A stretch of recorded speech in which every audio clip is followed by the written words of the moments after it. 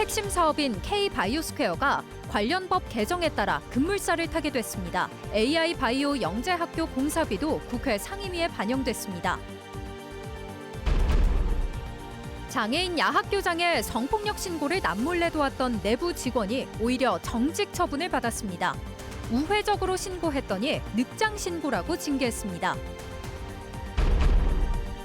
청주시가 개최한 행사 비용을 다른 축제 사전 행사라고 속여 대행사로 떠넘기려 한 이벤트 업체가 행정사무감사에서 적발됐습니다. 업체 대표가 시장 측근이라는 의혹이 제기됐습니다.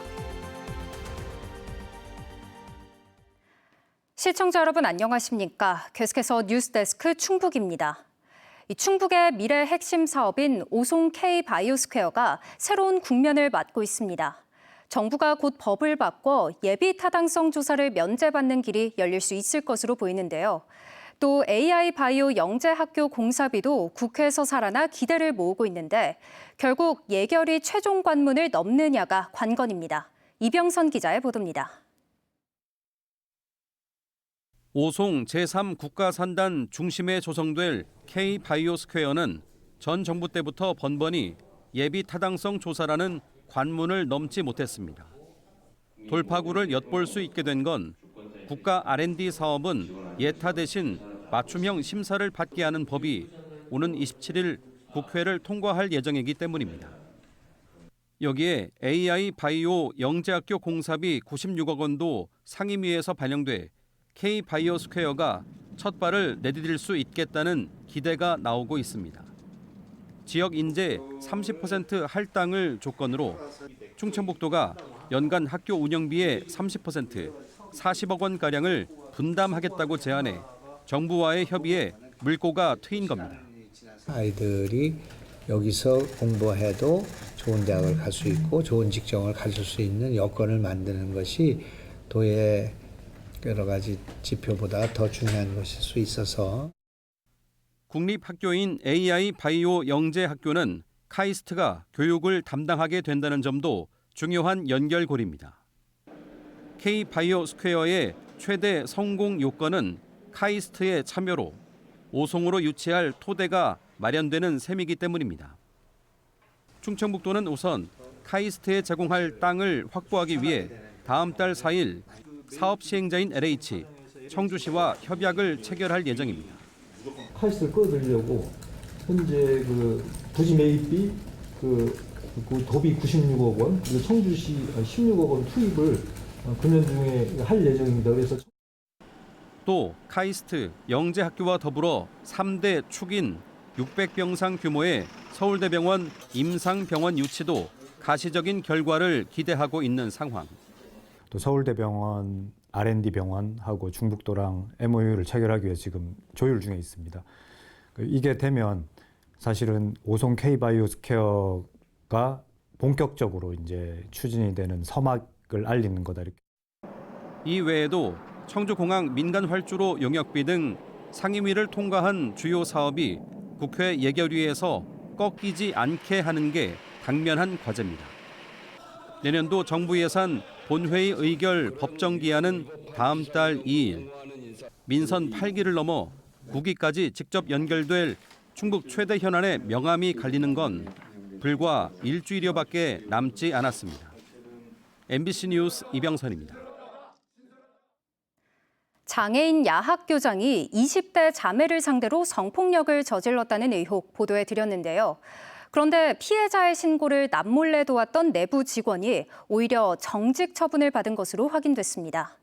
가해자의 아내가 바로 센터장이어서 어쩔 수 없이 우회 신고를 도왔던 건데 센터 측은 늑장 신고를 했다며 징계를 내렸습니다. 김은초 기자의 단독 보도입니다. 장애인 자립생활센터 직원이 성폭력 피해 사실을 처음 알게 된 건 지난 7월입니다. 센터 간부이자 야학 교장이 20대 여성 장애인을 상대로 2년 가까이 성폭행을 저질렀다는 내용이었습니다. 피해자는 이 교장이 자신을 사무실에 따로 불러 몸을 만지고 거부 의사를 밝혔는데도 성폭행을 반복했다고 털어놨습니다. 센터 상담실에서 성추행이 의심되는 장면이 목격되기도 했습니다. 보통은 상담을 하게 되면 마주보고 이렇게 상담을 하는데 같이 앉아 있는 그런 상황이었고요. 너무 밀착된 분위기였습니다. 그 상담을 하고 나온 당사자도 저한테 나와서 이런 일이 있었다. 하지만 곧바로 센터에 알릴 수는 없었습니다. 가해자의 아내가 바로 해당 센터장이었기 때문입니다. 내부 보고를 하면 은폐될 게 뻔해 다른 지역 장애인 기관에 신고 방법을 묻는 등 우회로를 찾기 시작했습니다. 신고를 해야 되는데 당사자는 신고를 못하겠다, 무섭다라고 하니까 이거를 어떻게 해결을 해야 되나, 심리적으로 되게 불안하니까 정신과에 상담을 좀 먼저 받아보게 하고, 피해자를 설득해 정신과 진료를 받게 했고 의사를 통해 경찰 신고가 이뤄지도록 유도했습니다. 덕분에 수사가 시작됐지만 직원에게 돌아온 건 징계였습니다. 센터 측은 운영위원회를 열어 가해자를 해임하면서 신고를 도운 직원에게도 정직 2개월의 중징계를 내렸습니다. 피해 사실을 알고도 즉시 신고하지 않았다는 게 이유였습니다. 저는 이 사건은 묻히지 않게 하기 위해서 엄청 노력을 했고요. 지역 장애인 단체들은 소장의 사퇴를 촉구하며 센터 앞에서 무기한 농성에 들어갔습니다. 피해자에게 거짓말하지 말라고 사건을 무마하려 했다는 의혹을 받는 센터장은 아무런 징계 없이 자리를 지키고 있습니다. 규탄한다. 센터소장 사퇴하라. 사퇴하라. 사퇴하라. 사퇴하라. 가해자로 지목된 야학 교장은 지난 2023년 9월부터 올해 7월까지 중증 발달 장애인인 20대 자매를 상대로 성폭행과 추행을 저지른 혐의로 경찰 수사를 받고 있습니다. 취재진은 센터 측의 입장을 듣기 위해 수차례 연락했지만 닿지 않았습니다. MBC 뉴스 김우초입니다.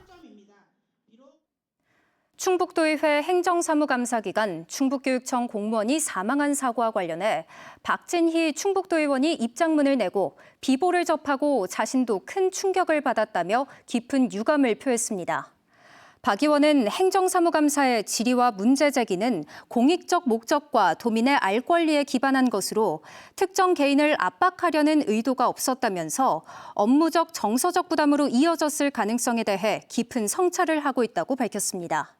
하지만 자신에 대한 허위 사실 유포에 대해서는 고인과 유가족의 추가 피해가 발생하지 않는 범위에서 법적 대응을 검토하겠다고 밝혔습니다. 청주시가 복대동 대농지구 복합개발 사업을 본격적으로 추진합니다. 이범석 청주시장은 오늘 한국투자증권 컨소시엄과 복대동 복합개발 민관협력 사업 추진을 위한 협상을 진행했습니다. 청주시는 한국투자증권 컨소시엄과 공동출자 법인을 설립해 대농 2, 3지구 17,000여 제곱미터의 공공시설과 아파트 등을 짓게 되며 시공은 대우건설이 맡을 예정입니다. 이범석 시장은 이 사업을 통해 시민이 필요로 하는 공간과 서비스를 채우게 될 것이라고 말했습니다. 청주시가 개최한 올림픽 환영 행사 비용을 다른 축제 대행사에 떠넘기려고 한 이벤트 업체가 행정사무감사에서 적발됐습니다. 다른 축제 사전 홍보 행사라고 속인 건데 청주시는 이 같은 사실을 알고도 조치를 취하지 않았습니다. 민주당시 의원들은 해당 이벤트 업체 대표가 이범석 시장의 선거운동을 도왔다면서 특혜 의혹을 제기했습니다. 김영일 기자의 보도입니다. 지난해 8월 파리올림픽 양궁 3관왕에 오른 김우진 선수의 환영 행사. 이범석 청주시장이 직접 참석해 김우진 선수에게 축하 인사를 건넸고 축하 공연도 진행됐습니다. 그런데 얼마 뒤 행사를 담당했던 이벤트 업체는 초정약수 축제 대행사에 대놓고 환영 행사 비용을 요구했습니다. 양궁 대표단 환영 행사를 초정약수 축제 성공기원 행사로 둔갑시킨 겁니다. 청주시의회 행정사무감사에서 정현숙 의원은 과연 청주시가 이런 실태를 몰랐는지 따져 물었습니다. 줄 의무도 없고 그리고 A랑 사전에 계약한 것도 아니고 먼저 8월 8일 날 선수단 환영식을 한 그 증빙을 가지고 사후에 A 업체한테 청구를 한 겁니다. 좋은 뜻으로 무료로 했다고 생각을 했고 그렇게 합의가 됐기 때문에 이 건이 이렇게 해서 관광가로 청구가 된 것에 대해서 저도 사실은 놀라웠고요. 문제는 이게 끝이 아닙니다. 이벤트 업체가 대행사에 부당한 비용을 청구하고도 아무런 제재도 받지 않은 겁니다. 부당한 비용을 요구받은 대행사가 청주시에 문제를 제기했지만 별다른 조치는 이루어지지 않았습니다. 관광과 팀장님께 제보를 했다는 거 아니에요. 근데 그걸 묵살이 됐다는 거 아닙니까? 그 얘기는 저도 며칠 전에 들었고 그거에 대해서는 그게 문제인 거죠. 그거는 작년이라 제가 잘 모르겠습니다. 민주당 의원들은 문제가 된 이벤트 업체 대표가 이범석 청주시장의 선거운동을 도왔던 인물이라며 특정 업체가 시장 공약 사업을 독점했던 제2의 꿀잼도시 특혜 아니냐고 날을 세웠습니다. 이범석 청주시장 후보 선거사무원 유세중 선행 또 많은 보도자료를 통해서 확인할 수가 있습니다. 민주당 시의원들이 잇따르는 특혜 의혹에 대한 청주시의 철저한 진상규명과 청주시장의 설명을 요구하고 있는 가운데 청주시는 정확한 사실관계를 확인 중이라고 밝혔습니다. MBC 뉴스 김영일입니다. 오늘 오전 6시 30분쯤 청주시 방서동의 한 아파트 단지 앞 도로에서 60대 남성이 몰던 3.5톤 화물차가 횡단보도를 건너던 24살 여성을 치여 여성이 숨졌습니다. 경찰은 CCTV를 통해 운전자가 신호를 위반한 채 좌회전을 하다 사고를 낸 것으로 확인했습니다. 경찰은 60대 운전자를 교통사고 처리 특례법상 치사 혐의로 입건하고 정확한 사고 경위를 조사할 예정입니다. 전국적으로 산불 위기경보 주의 단계가 유지되고 있는 가운데 오늘 오후 12시쯤 단양군 단양읍의 한 야산에서 불이 나 산림 0.3헥타르가 소실됐습니다. 산림당국은 산불 진화 헬기 7대와 진화 인력 44명을 투입해 1시간 14분 만에 불길을 잡았습니다. 산림당국은 입산자 실화로 불이 시작된 것으로 보고 정확한 화재 원인과 피해 면적 등을 조사할 예정입니다. 분만 산부인과와 산후조리원, 소아과를 한데 묶어 모자 보건센터를 구축하려던 충주시 계획이 의회에서 제동이 걸렸습니다. 부지 매입비 과다와 운영비 추가 지출을 우려하는 충주시 의회가 상임위 첫날 부결했습니다. 보도에 허지일 기자입니다. 충주시가 부지 매입비와 건축비 등 400억 원을 들여 충주시 호암동에 추진 중인 모자 보건센터. 현재 분만 산부인과가 한 곳밖에 없는 분만 취약 지역인 충주시가 향후 분만 사각지대에 놓일 수 있다는 점을 사전에 대비하겠다는 게 큰 골자입니다. 11호 최신 시설을 직접 지어 기존 의료진의 유출을 막고 신규 의료진도 유치해보겠다는 구상입니다. 산부인과 운영이 어렵기 때문에 이제 향후 새로운 젊은 의사들을 유입을 시키려면 하드적인 건물 같은 게 있으면은 초기 투자 없이도 진료를 할 수 있기 때문에. 위치는 상급 종합병원과 가깝고 인구가 밀집해 접근성이 좋은 것으로 평가받은 호암동 현 MBC 부지. 충주시는 부지 매입을 위한 200억 원의 공유재산 취득 안건을 의회에 올렸지만 상임위에서 부결됐습니다. 수백억 원을 들여 공공시설을 짓느니 지으면 돈이 너무 많이 들 테니 기존 병원을 지원하는 게 낫다며 사업 자체를 반대하고 나섰습니다. 모자 보건센터를 짓는다고 하더라도 매년 지원 금액은 계속 늘어날 거예요. 그 금액만큼 지원을 해주시는 게 맞는 것 같고요. 입지를 두고는 찬반이 갈렸습니다. 응급대처가 가능한 상급 종합병원이 있는 시내권이 적합하다는 의견도 있지만 이게 떨어진 곳에 있어야 되느냐? 아닙니다. 시내 중요한 곳에 있어야 되고 저는 상급병원 근처에 있어야 된다고 생각합니다. 자차를 이용하는 지역 특성상 굳이 비싼 시내권 땅에 지을 필요가 있냐는 부정적 의견도 맞섰습니다. 서충주에서 출산하러 청주로 간다고 하면 40분이면 가거든요. 그런데 서충주에서 호암동까지 오려면 차 막히고 하면 시간 똑같이 걸려요. 충주시는 기존 소아과나 산부인과에 일부 지원을 하고 있지만 전국적으로 분만 산부인과가 사라지는 상황에서 의회의 대안이 지속 가능하진 않다고 강조했습니다. 앞으로 아이를 낳는 산모들한테 외지에 가서 우리는 분만 산부인과가 없으니 외지에 가서 출산을 하라고 하는 거는 너무 무책임한 일이라는 생각을 했고 지역 분만을 공공 영역으로 옮기려던 충주 모자 보건센터 사업이 올해 마지막 회기에 상임위 분턱을 넘지 못한 가운데 민선 8기 임기 만료는 점점 다가오고 있습니다. MBC 뉴스 허지입니다. 내년 3월 노란봉투법 시행을 앞두고 정부가 원청과 하청 노조 간의 교섭창구 단일화를 우선으로 하는 시행령을 입법 예고하자 노동단체가 반발하고 나섰습니다. 민주노총 충북본부는 오늘 고용노동부 청주지청 앞에서 기자회견을 열고 교섭창구 단일화 틀 안에서 교섭 단위를 분리하는 시행령이 하청 노동자의 원청 교섭을 무력화할 것이라고 주장했습니다.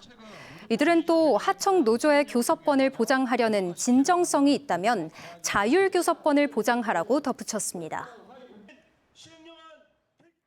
장애인 단체 회원들이 장애인 이동권 확대와 인식 개선을 촉구하며 거리 행진을 벌였습니다. 다사리 장애인 자립생활센터 회원 30여 명은 오늘 청주체육관에서 시계탑 오거리까지 왕복 1.4km 거리를 휠체어로 행진하며 저상버스 확대와 휠체어 접근이 가능한 인도 및 승강장 확충 등 장애인의 이동권 보장을 촉구했습니다. 또 이들은 전시를 통해 장애인 인식 개선 캠페인도 벌였습니다. 더불어민주당 광명환 충주시의회 부의장이 내년 6월 지방선거 충주시장 선거 출마를 공식 선언했습니다. 조길형 시장 3선 연임 제안에 따라 현직 단체장 없이 치러질 내년 선거의 첫 공식 출마 선언입니다. 광명환 부의장은 충주에서 나고 자란 청년 정치인으로서 정치 세대 교체를 통해 지역 소멸 위기를 극복하고 충주를 더 역동적으로 성장시키겠다고 밝혔습니다. 한편 곽 부의장은 지난 2018년 35살에 충주시의원에 당선된 후 2022년 재선에 성공했습니다. 뉴스를 마칩니다. 고맙습니다.